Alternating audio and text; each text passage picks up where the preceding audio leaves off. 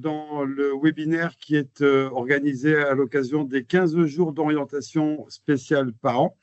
J'accueille aujourd'hui Christelle Albicini et Sana Djelassi pour le webinaire Les métiers de l'ingénieur dans les systèmes électriques et électroniques embarqués. Je vous laisse la parole. Merci beaucoup. Juste pour préciser, le webinaire est enregistré car tous les webinaires de cette quinzaine seront en replay sur la chaîne YouTube de Saisie.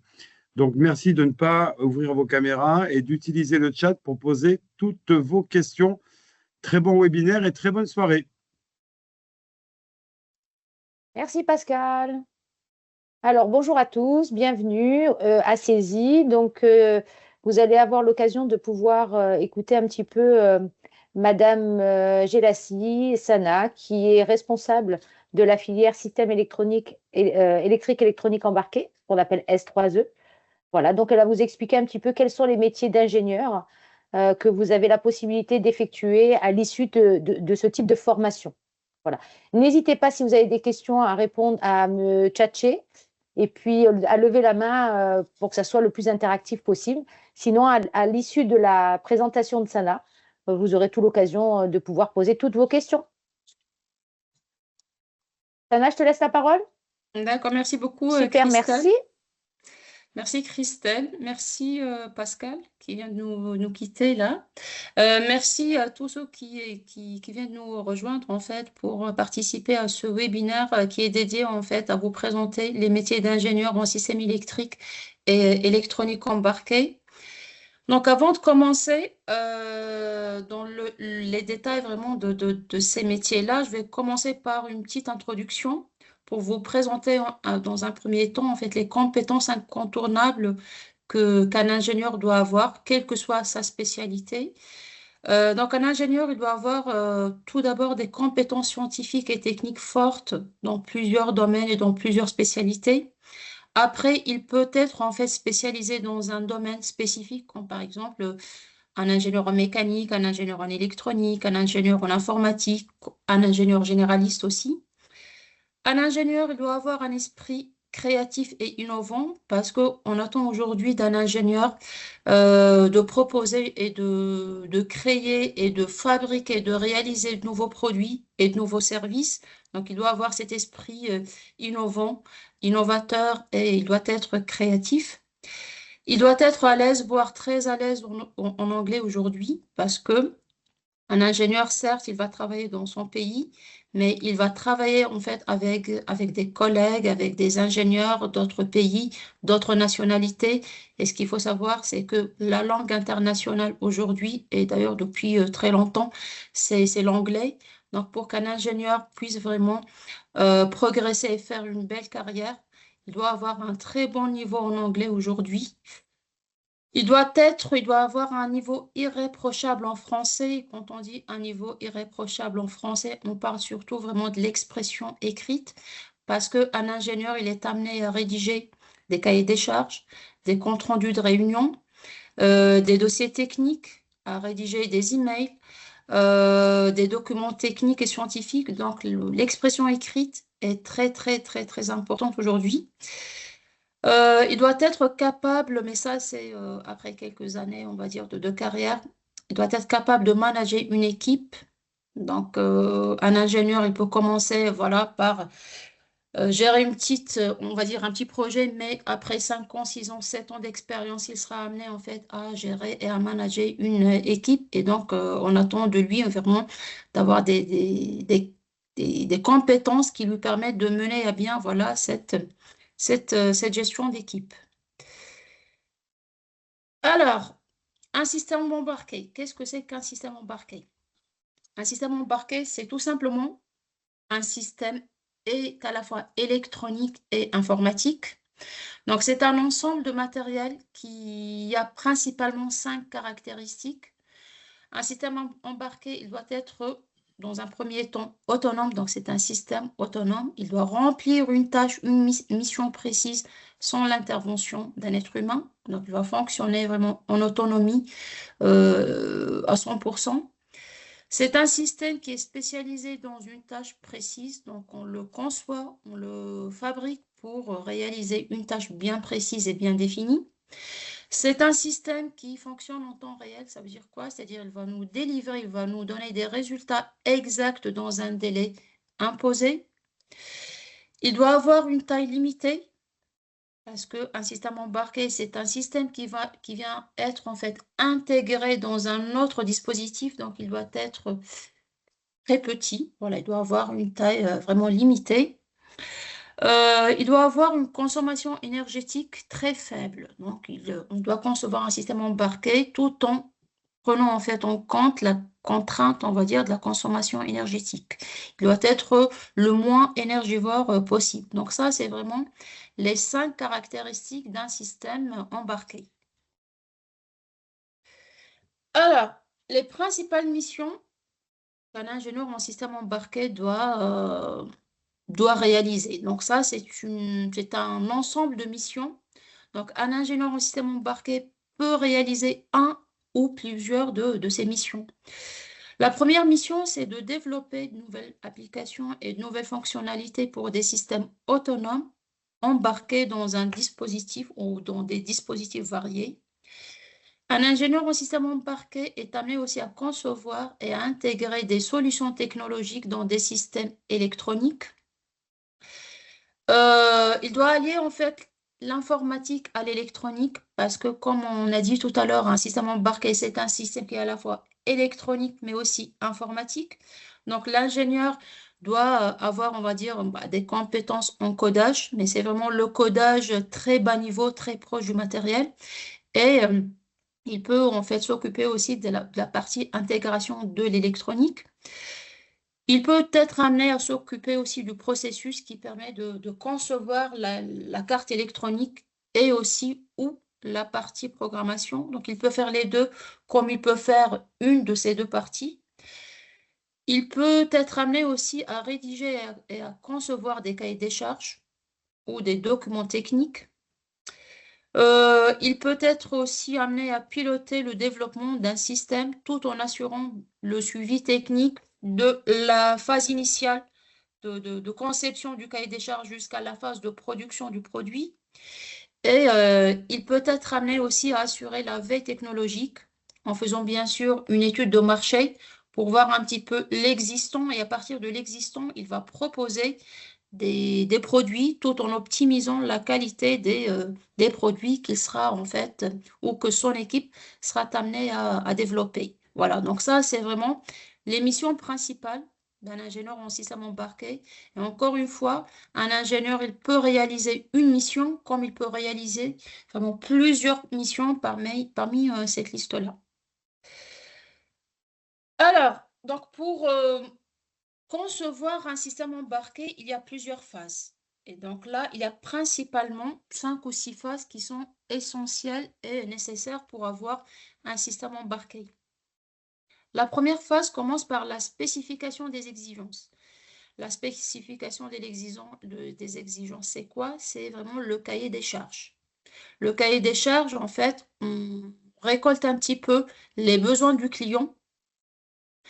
On essaie d'identifier, en fait, de lister ses besoins et de rédiger un cahier des charges. Dans le cahier des charges, on va identifier vraiment toutes les contraintes, les spécificités et ce qu'on attend du produit. Donc ça, c'est la première phase. La deuxième phase, on passe à l'étude de faisabilité. Est-ce que ce produit, tel qu'il était en fait rédigé dans le cahier des charges, est faisable ou pas? Est-ce qu'il est réaliste ou pas? Est-ce que les idées proposées dans le cahier des charges sont faisables ou pas? Si ces idées sont faisables, on passe à la partie conception. Et quand on dit conception, là, on parle vraiment de la conception théorique et numérique. Donc, on se base sur le cahier des charges, sur les spécificités. On va faire des dimensionnements, on va faire des calculs, on va choisir des composants, on va choisir en fait des langages de programmation, on va faire des simulations et des modélisations avec des logiciels de conception, des logiciels tout simples de modélisation et de conception électronique. Donc ça, c'est la partie conception théorique, la partie conception numérique. Une fois que on se rend compte que ce qu'on propose là, en fait, tient la route, on passe à la partie implémentation. La partie implémentation, c'est quoi? Donc, on a conçu virtuellement, en fait, notre produit. Donc, on va passer à l'implémentation physique, c'est-à-dire on va acheter les produits, on va monter, en fait, réaliser la carte électronique, on va faire la programmation des composants électroniques, donc on va faire la conception physique de notre produit. La dernière étape, donc c'est l'étape qui vient après la conception, ou bien après l'implémentation. Et donc là, dans la partie implémentation, on a fait l'implémentation d'un prototype, hein. Donc, c'est juste une première réalisation du produit, ce qu'on appelle, nous, un prototype. Donc, on passe à la partie validation. La partie validation, c'est-à-dire on va faire des essais, des mesures et des tests sur le produit ou bien sur le prototype. Via en fait cette phase de validation, on va voir si le prototype qu'on a conçu, il répond vraiment à 100% aux spécifications et aux exigences du cahier des charges ou pas. Voilà. Donc ça, c'est vraiment les 5 étapes primordiales dans la réalisation ou bien la conception d'un système embarqué. Donc, dans les différentes phases là, de réalisation d'un système embarqué, il y a un, voire plusieurs métiers d'ingénieurs qui peuvent intervenir. Donc, sur chaque étape, il y a un ou plusieurs ingénieurs en système embarqué qui peuvent intervenir voilà, pour réaliser en fait cette étape et pour passer à l'étape d'après. Donc, un ingénieur en système embarqué peut en fait occuper plusieurs métiers.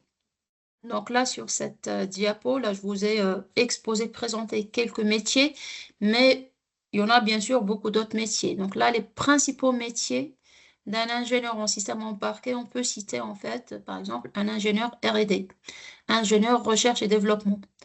Un ingénieur en système embarqué peut aussi occuper en fait le poste d'un ingénieur en logiciel embarqué, un architecte en système embarqué, un ingénieur en conception hardware, donc un ingénieur en conception électronique.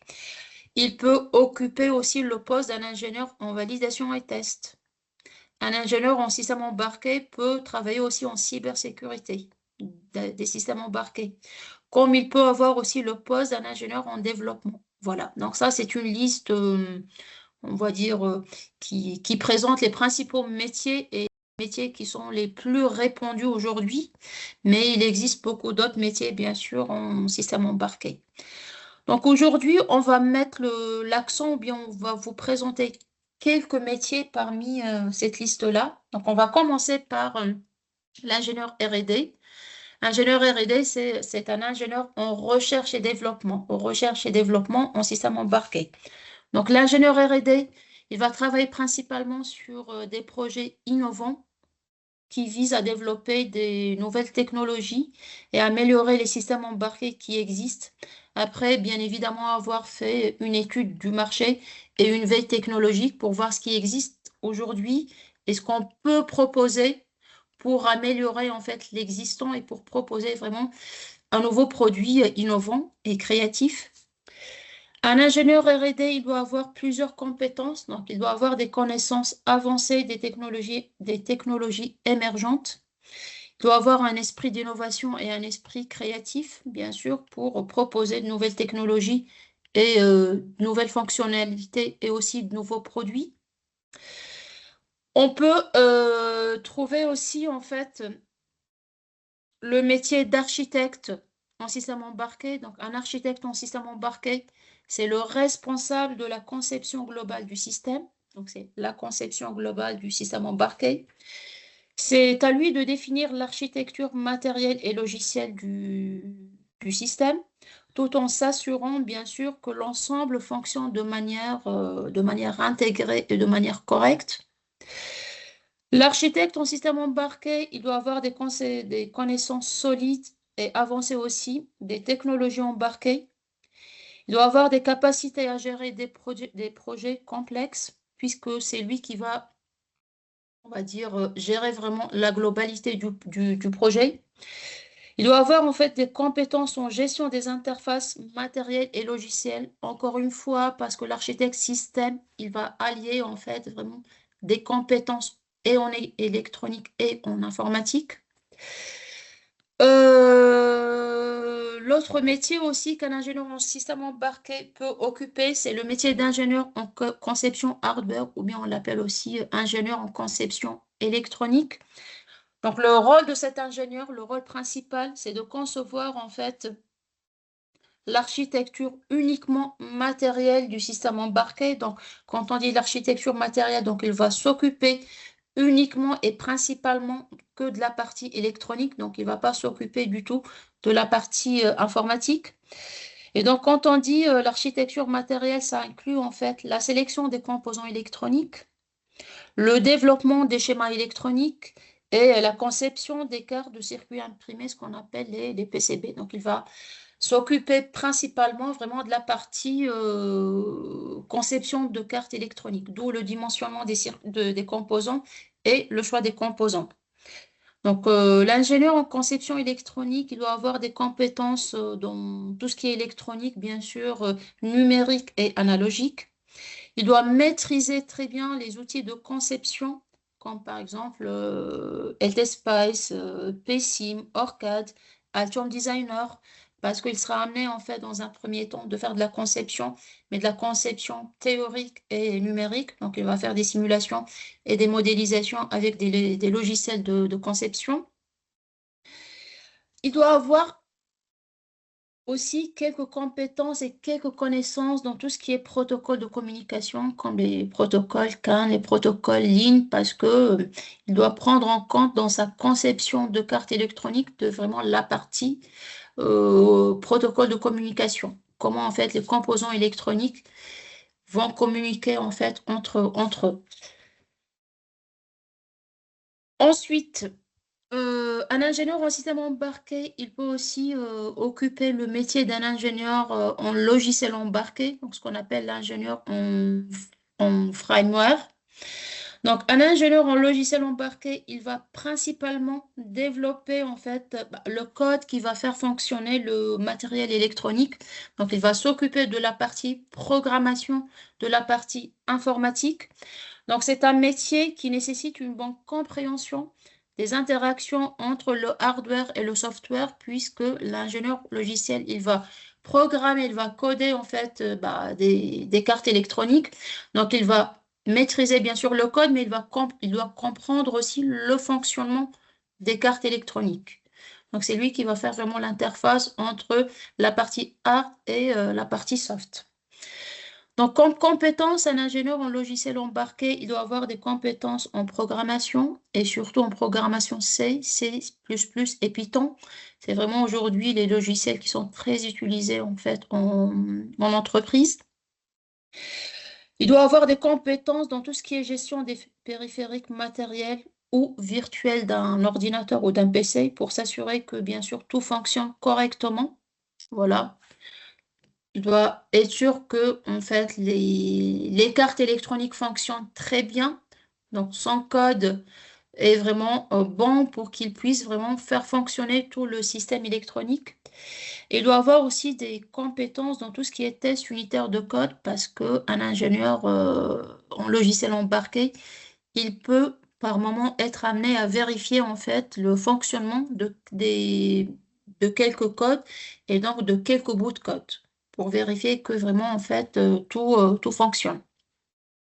L'ingénieur en validation et test. Donc, on a présenté tout à l'heure, en fait, parmi les différents métiers qu'un ingénieur en système embarqué peut exercer, on a parlé dans la dernière phase de réalisation d'un système embarqué, on a parlé en fait de la phase de validation. Une fois qu'on a conçu, qu'on a réalisé, qu'on a fabriqué le produit, on doit le tester. Et c'est là où l'ingénieur de validation, il intervient. Donc, il intervient vraiment dans la phase finale de la conception du produit. Donc, le rôle principal d'un ingénieur de validation et test, donc c'est le responsable de la vérification et de la validation du produit ou bien du système avant sa mise en production en fait à grande échelle. Donc, il prend le prototype, il commence par vérifier, valider, tester le prototype. avant de lancer en fait la production à grande échelle. Et donc cette vérification, elle inclut principalement la définition des scénarios de test. Donc c'est à lui de définir l'ensemble des tests et des vérifications qui doivent être réalisées en fait sur le produit.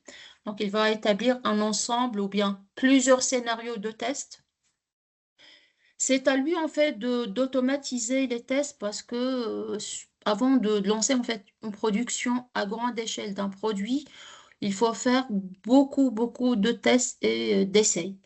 Et donc aujourd'hui, les tests ne se font pas manuellement. On peut commencer par faire 2, 3 tests sur un ou deux produits, mais après, pour être sûr que le produit, en fait, ou bien que le système fonctionne super bien, on doit automatiser les tests. Et donc, c'est à l'ingénieur de validation d'automatiser, de faire en fait son code pour automatiser, pour que les tests en fait et les essais se font automatiquement. C'est à lui aussi de vérifier que les spécificités techniques qui étaient en fait rédigées dans le cahier des charges sont vérifiées dans le produit.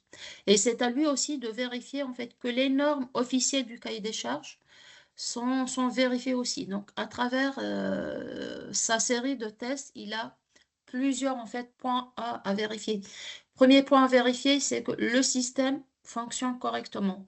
Ensuite, il doit vérifier que toutes les normes imposées ou bien listées dans le cahier des charges sont validées. Il faut qu'il vérifie aussi que toutes les spécificités et toutes les conformités en fait imposées dans le cahier, encore une fois, dans le cahier des charges sont vérifiées. Une fois que tout est vérifié, donc c'est là où il donne en fait l'OK, il dit que voilà, le produit tel qu'il est conçu aujourd'hui, il correspond à 100% à toutes les exigences et à toutes les spécificités, ou bien du client, ou bien du système global, hein. Et donc, il donne en fait c'est lui qui va donner le feu vert pour passer vraiment à une production à grande échelle. Donc, pour mener à bien en fait son métier, il doit avoir des compétences un peu spécifiques. Donc, il doit avoir tout d'abord des compétences en test logiciel parce qu'il sera amené aussi à tester en fait les programmes, les codes. Il doit avoir des compétences dans tout ce qui est outils de test automatisés. Donc, il doit maîtriser les outils de test automatisés parce qu'aujourd'hui, il y a plusieurs outils qui sont vraiment utilisés pour automatiser en fait les tests et les tests de validation. Il doit avoir des connaissances dans tout ce qui est normes industrielles parce que dans chaque secteur d'activité, on a des normes spécifiques vraiment à vérifier. Par exemple, il y a ce qu'on connaît tous, hein, les normes ISO. Il y a d'autres normes, par exemple en aéronautique, on a des normes spécifiques dans le domaine de l'automobile. Voilà, donc il doit maîtriser en fait les normes selon le domaine en fait, ou bien selon vraiment le produit qu'il a à tester. Il doit avoir des compétences aussi dans tout ce qui est montage de bancs d'essai, parce qu'il va monter des bancs d'essai, donc pour faire en fait ces mesures, ces vérifications. Il sera amené aussi à monter lui-même des bancs de test et des bancs d'essai, donc il doit avoir vraiment des compétences donc, dans tous ces domaines-là.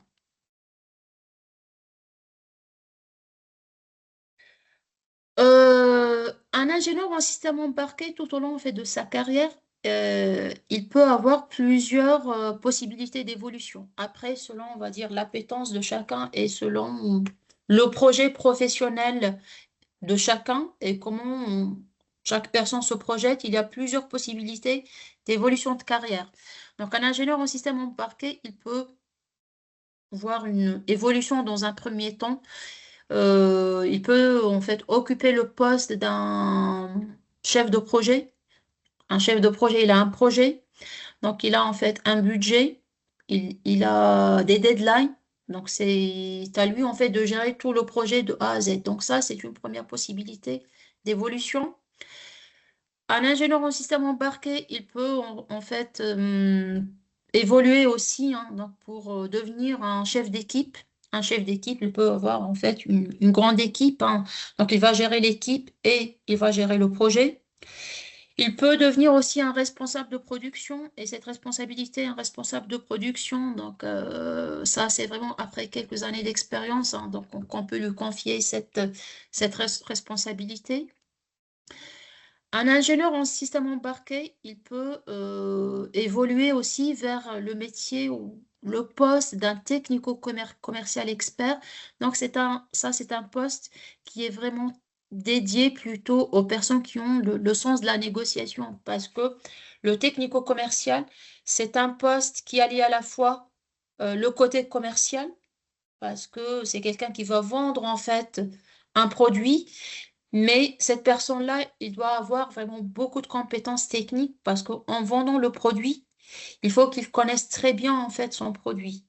Et pour connaître très bien en fait le produit, il faut qu'il y ait vraiment beaucoup de compétences et de connaissances vraiment techniques. Donc c'est vraiment en fait, il y a le côté purement technique, scientifique, plus en fait cette fibre un petit peu commerciale, le sens de la négociation, le sens de la communication. Il faut qu'il réussisse vraiment à vendre son produit et à convaincre en fait le client, tout simplement. Alors, un ingénieur en système embarqué, bah, il peut exercer son métier dans plusieurs secteurs d'activité. Donc là, on va lister vraiment on va dire les secteurs d'activité les plus connus, mais après, on a beaucoup d'autres activités que j'ai pas citées vraiment ici. Donc, le premier secteur d'activité très connu, c'est le domaine de l'automobile, avec aujourd'hui le développement des voitures électriques, des véhicules électriques et des voitures hybrides. Il peut travailler dans tout ce qui est télécommunications, donc avec les radars, les télescopes par exemple. Il peut travailler dans le domaine des énergies, donc avec tout ce qui est énergie renouvelable par exemple. Un ingénieur en système embarqué est très demandé, très sollicité aujourd'hui dans le domaine de l'aéronautique, dans le domaine de la domotique, en robotique aussi, dans le domaine de la téléphonie. Il peut travailler aussi dans tout ce qui est IoT, donc tout ce qui est objets connectés, dans le domaine de la défense et le spatial, dans la ville intelligente, le smart city. Donc ça, c'est un domaine ou c'est un secteur d'activité qui recrute vraiment beaucoup d'ingénieurs aujourd'hui en système embarqué. On peut trouver en fait aussi un ingénieur en système embarqué qui peut exercer son métier donc, tout simplement, tout ce qui est conception électronique. Donc, on a quelques-uns qui s'intéressent beaucoup plus vraiment à la partie électronique et qui veulent développer, en fait, et concevoir tout simplement des cartes électroniques. Après, il y a quelques personnes qui sont, on va dire, plus attirées par l'informatique que l'électronique. Et donc, ces personnes-là, ils peuvent se diriger vers tout ce qui est vraiment développement logiciel et vont, voilà, dédier vraiment leur carrière à tout ce qui est programmation, tout ce qui est développement logiciel, mais vraiment, vraiment très orienté. Système électronique. Voilà, c'est vraiment du développement logiciel qui n'a rien à voir avec le développement en fait informatique. Donc ça n'a rien à voir avec le développeur en informatique. Donc là, on parle vraiment du développement ou bien du codage très bas niveau. C'est vraiment le développement très proche du matériel. Donc le bassin industriel aujourd'hui, donc là j'ai cité quelques noms d'entreprises qui sont connues. Mais encore une fois, la liste est très longue. Donc, un ingénieur en système embarqué peut vraiment travailler dans plusieurs entreprises. Donc là, principalement, on trouve en fait ces ingénieurs chez Safran. Donc, Safran, c'est un qui travaille essentiellement dans le domaine de l'aéronautique, de l'espace et de la défense. On peut les trouver aussi chez Dassault. Donc, Dassault, c'est un constructeur d'avions civils, militaires et de Rafale. Un ingénieur en système embarqué peut travailler aussi donc, chez les constructeurs automobiles, donc ça peut être Stellantis, Renault ou autre. Beaucoup d'ingénieurs en système embarqué travaillent aujourd'hui chez Thales. Donc Thales, c'est qui est très connu, hein, donc ils travaillent dans tout ce qui est défense, aérospatiale, aéronautique aussi un peu. On a beaucoup d'ingénieurs qui travaillent chez KUKA. Donc KUKA, c'est une entreprise fabricant de robots. Il y en a beaucoup qui travaillent aussi chez Alstom, donc pour tout ce qui est transport ferroviaire. On a pas mal d'ingénieurs chez Schneider, donc Schneider qui travaille principalement dans tout ce qui est gestion de l'énergie, un peu moins en IoT. Après, on a pas mal d'ingénieurs à la SNCF, à la RATP. On a quelques ingénieurs aussi qui travaillent aujourd'hui dans des startups en IoT. Donc, les startups en IoT qui se développent vraiment très vite aujourd'hui, hein, parce que l'IoT, tout ce qui est système électronique, ou bien système embarqué, communicant, c'est vraiment en fait un secteur qui recrute vraiment beaucoup, et c'est là où l'ingénieur en système embarqué trouvera vraiment trouvera vraiment sa place. Alors, donc pour les personnes qui ont envie vraiment on va dire, de faire une carrière dans tout ce qui est système embarqué, de devenir vraiment un ingénieur en système embarqué, à CESI Nanterre, on propose en fait une formation d'ingénieur sous statut apprenti, d'où le mot FISA, formation d'ingénieur sous statut apprenti en système électrique et électronique embarqué. Donc c'est une formation qui est principalement voilà, sous statut apprenti. Quand on dit statut apprenti, donc il y a trois acteurs principaux. Le premier acteur, c'est vous, c'est l'apprenti, c'est l'étudiant ou bien l'apprenti. Le deuxième acteur, c'est l'école, c'est CESI. Et le troisième acteur, c'est l'entreprise. C'est, on va dire, l'employeur de l'apprenti. Voilà. Donc, c'est une formation qui se fait sous statut apprenti. Donc, l'apprenti, il est moitié du temps à l'école, moitié du temps en entreprise. Donc, cette formation qu'on a en fait, qu'on propose à CESI Nanterre, c'est un parcours en fait en 3 ans. Donc, chaque année est divisée en 2 semestres. Donc là, je prends le cas, par exemple, de la première année ingénieur. Donc, on a semestre 5, semestre 6. Dans chaque année, en fait, on a 4 unités, principalement 4 unités d'enseignement, ou ce qu'on appelle aussi les blocs de compétences. Donc, l'année, en fait, elle est divisée en plusieurs blocs de compétences. Et dans chaque bloc de compétences, on a plusieurs modules, ce qu'on appelle nos modules, ou bien plusieurs matières. Donc, cette première année, en fait, d'apprentissage, en tout cas à CESI, elle est dédiée, en fait, au renforcement de tout ce qui est vraiment base, tout ce qui est sciences de base, d'où, en fait, les cours de maths qu'on propose à CESI. On a aussi un cours de mécanique d'énergétique. On fait aussi un peu d'informatique, tout ce qui est Python, langage C, MATLAB. On a aussi en fait des modules de spécialité donc, qui sont vraiment rattachés à l'unité d'enseignement système embarqué. Donc, il y a ce qu'on appelle des modules de spécialité. Donc, il y a des cours d'électronique, électronique analogique, numérique. On fait aussi des cours d'électrotechnique, des cours de capteurs, des cours de microcontrôleurs. Donc, les microcontrôleurs, tout ce qui est vraiment euh, circuit électronique programmable. On fait des cours d'électronique de puissance. Donc, ça, c'est vraiment des modules de spécialité. Mais mis à part ces modules de spécialité, on a aussi d'autres modules, hein, ce qu'on appelle des modules transverses qui viennent vraiment compléter la formation technique d'un ingénieur. Donc, comme vous pouvez le voir aussi, donc on a des cours, ce qu'on appelle valoriser ses écrits professionnels, comment rédiger un compte-rendu, comment rédiger un mail, comment rédiger un rapport. Donc, ça rejoint un petit peu ce qu'on a présenté tout au départ quand on a dit qu'un ingénieur aujourd'hui, en fait, il doit avoir un niveau irréprochable en français. Donc là, c'est tout ce qui est vraiment expression écrite. On a un module qui s'appelle créativité de groupe pour commencer à nourrir vraiment petit à petit cet esprit innovant et cet esprit créatif. On a aussi, par exemple, au semestre 2, donc, un module qui s'appelle méthode d'analyse et de résolution de problèmes. Demain, en entreprise, quand vous êtes face à un problème, comment vous allez gérer, comment vous allez s'y prendre, en fait, pour réagir, pour agir et pour résoudre ce problème. Voilà. Ça, c'est vraiment des modules transverses qui viennent compléter la formation et qui sont vraiment aujourd'hui un atout pour faire de votre formation une formation vraiment, vraiment complète. Donc ça, c'est les quelques modules vraiment en première année. En deuxième année, on reste sur la même philosophie. Donc l'année, elle est vraiment divisée en 2 semestres. Et là, en deuxième année, on part sur des modules encore plus pointus et qui rentrent beaucoup plus vraiment dans votre spécialité. Donc, avec l'intégration des modules qui touchent à tout ce qui est protocole de communication, tout ce qui est circuit logique programmable, mais d'un niveau vraiment plus élevé que le niveau que vous avez vu en première année.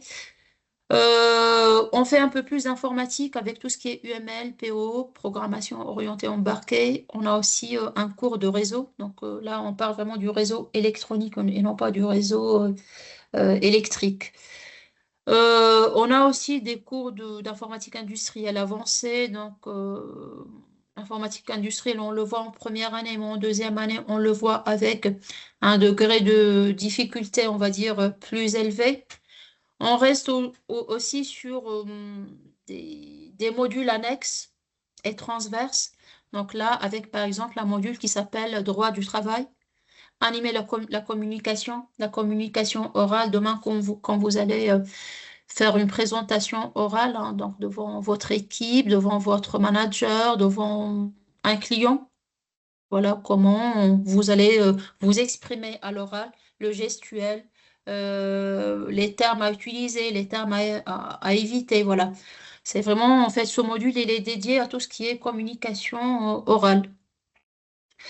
En deuxième année aussi, vous allez commencer des cours, en fait, pour développer un module hein, qui s'appelle Management de projet pour vous préparer, en fait, justement à votre futur métier parce qu'on a dit que un ingénieur, il sera amené aussi demain à manager ou bien à gérer un projet, voire une équipe. Donc là, en deuxième année, on intègre ce module de management de projet pour une petite initiation vraiment à cette partie gestion, management de projet. Ensuite, en dernière année, donc c'est une année un peu particulière parce que c'est la dernière année qui va marquer vraiment la fin de la formation. Et en cette dernière année, on propose en fait 3 options à Nanterre. Donc, chaque apprenti va choisir une option parmi les 3. Après, le choix de l'option, en fait, c'est un choix qui est propre à chaque apprenti selon vraiment son projet professionnel et selon lui, voilà, si quelqu'un il veut vraiment développer ses compétences dans un domaine particulier, il va choisir une option parmi les 3. Donc, les options qu'on propose en fait à Saisie Nanterre, on a l'option énergie, l'option système électronique communicant et l'option robotique cobotique. Et donc, le temps, en fait, le volume horaire en cinquième année qui est dédié aux options, c'est 200 heures. Il y a 200 heures qui sont dédiées aux options. Et après, bien sûr, le reste des heures, il est dédié vraiment au tronc commun. Donc, cette dernière année, voilà, pareil, elle est répartie en deux semestres, semestre 9 et semestre 10. Donc, il y a des modules qui sont en fait proposés aux 3 options. C'est les modules du tronc commun, comme par exemple le module compatibilité électromagnétique, le module thermique, le module temps réel, le module création d'entreprise. Donc là, parce qu'en dernière année, on incite et on encourage aussi en fait les apprentis à avoir cet esprit d'entrepreneur, tout ce qui est création d'entreprise, tout ce qui est innovation, tout ce qui est normes industrielles. Donc ça, c'est vraiment des modules en tronc commun. Après, selon l'option que chaque apprenti a choisi. Donc, chacun va suivre en fait des modules selon l'option. Je prends le cas par exemple de l'option énergie.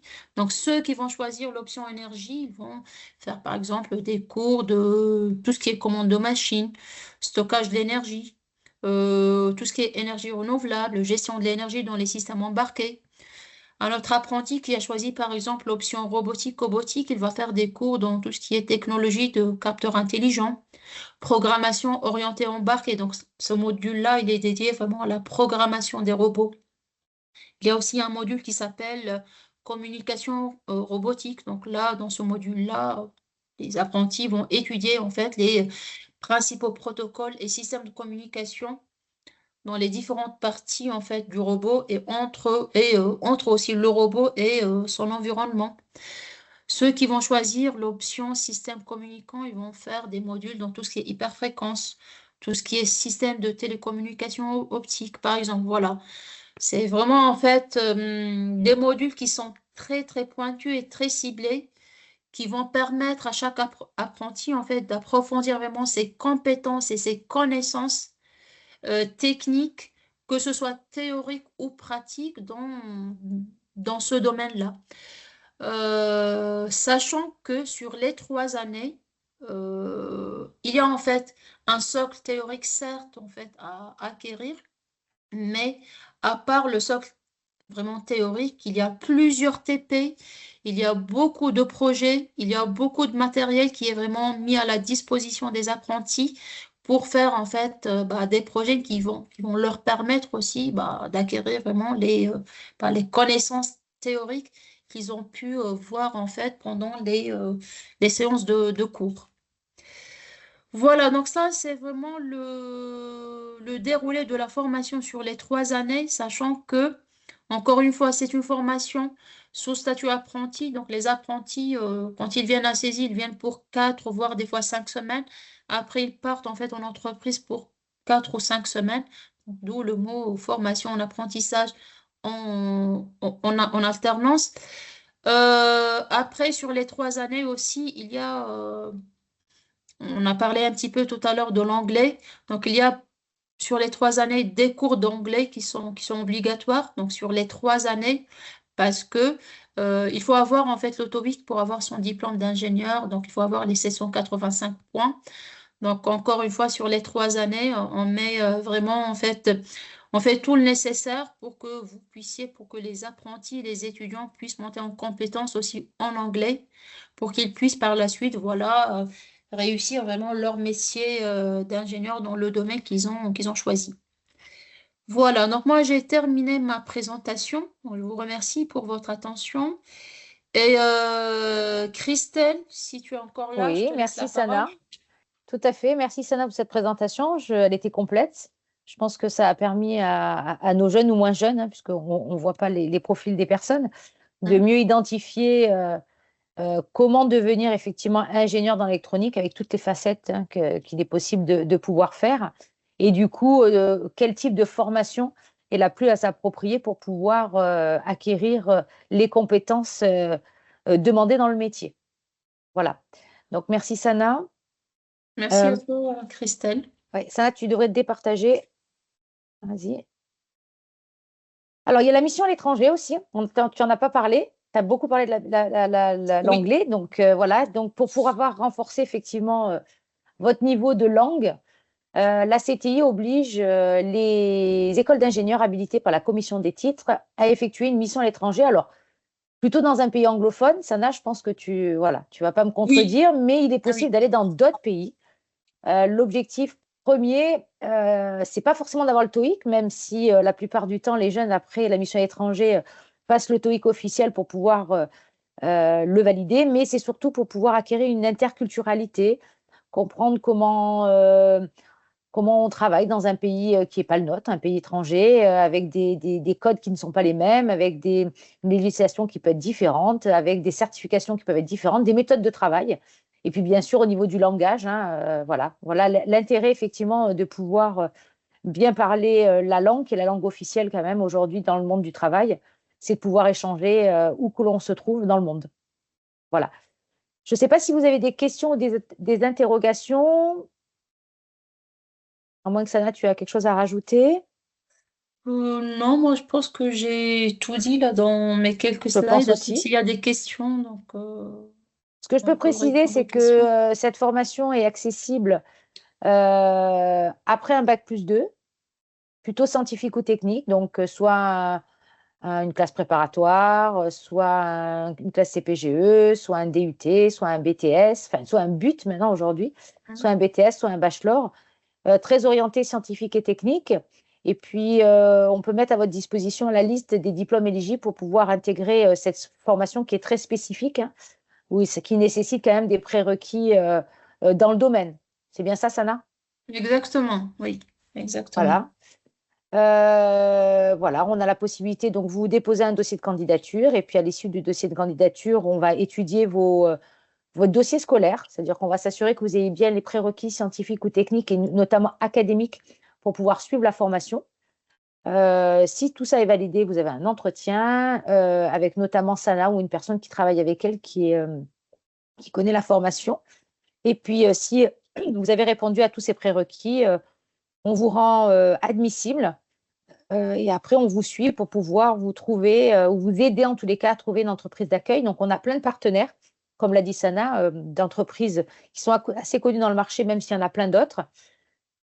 Et du coup, on va vous accompagner parce que ces entreprises vont nous demander si on a à notre disposition un vivier de personnes qui ont été admissibles à nos formations. Mais il n'empêche que un travail de recherche personnelle est aussi demandé, puisque même si on a un certain nombre d'entreprises partenaires, voilà, tout le monde ne trouve pas toujours l'entreprise qui lui correspond. Est-ce que vous avez des questions ou des interrogations?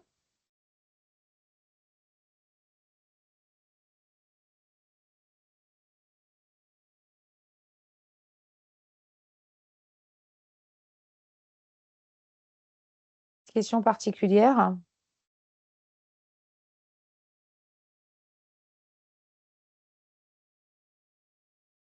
Je pense que là, il n'y a pas de question. Il n'y a pas de question. Alors, ce que je vais faire, c'est que je vais vous mettre dans le chat le lien hypertexte pour pouvoir candidater, si vous le souhaitez, après un bac+2, donc pour pouvoir intégrer la formation d'alternance. Sachez qu'en post-bac, mais Sana, là, je te laisse un peu la parole juste quelques instants pour des personnes qui seraient aujourd'hui en choix d'orientation sur Parcoursup. C'est possible, mais en intégrant en statut étudiant en cycle préparatoire avec une possibilité en deuxième année de pouvoir choisir système embarqué. Je te laisse la parole là-dessus très rapidement, juste pour que on donne la possibilité à ceux qui sont en post-bac Oui, d'atteindre cette formation. oui, pour les post-bac, oui, voilà, en fait, ils vont tout simplement commencer par 2 années préparatoires. Donc, en deuxième année, la première année, c'est une année généraliste, hein, donc c'est un tronc commun. En deuxième année, l'étudiant, il peut choisir en fait la mineure S3E, donc la mineure en système électrique et électronique embarqué. Et après, en fait, en basculant, en passant du cycle préparatoire au cycle ingénieur, donc il peut basculer vraiment directement vers son passé de concours. Donc c'est un passage direct à condition qu'il valide bien sûr son année. Il peut basculer vraiment en formation système électrique et électronique embarqué. Voilà. Donc il y a cette possibilité-là en intégrant directement après son bac, voilà, le saisie. Voilà, c'est possible. Donc, soit après le bac, via Parcoursup, avec un cycle préparatoire qui ouvre de manière automatique la voie vers la formation d'ingénieur sous statut alternant, ou alors après un bac+2. Et là, effectivement, il faut faire un dépôt de dossier directement sur le lien que je vous ai envoyé avec étude du dossier académique et entretien de sélection. Je ne sais pas s'il y a des questions sur le contenu du programme, la manière dont fonctionne l'école par rapport à ce que vient de présenter Sana, ou même sur la sélection. Vous pouvez lever la main, on est à votre disposition.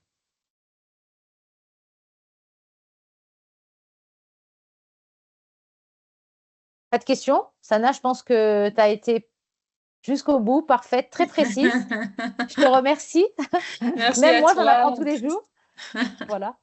En tous les cas, n'hésitez pas, si vous avez besoin d'informations, d'aller directement sur le site du CESI ou alors de m'envoyer un mail. Je vais vous le mettre dans le chat, quel que soit le type de formation que vous souhaitez effectuer. Hein. Là, c'est spécifique, mais le CESI a plein de formations. Je sais qu'aujourd'hui, beaucoup de parents ou jeunes voilà, qui sont en terminale se posent beaucoup de questions. Donc, n'hésitez pas, je vous le mets, je mets mon mail directement dans le chat. Et puis, si vous souhaitez des informations propres à la formation que vient de vous proposer Sana, je vous transférerai vers elle. Sinon, je pourrais vous transférer à n'importe quelle personne qui s'occupe de la formation concernée.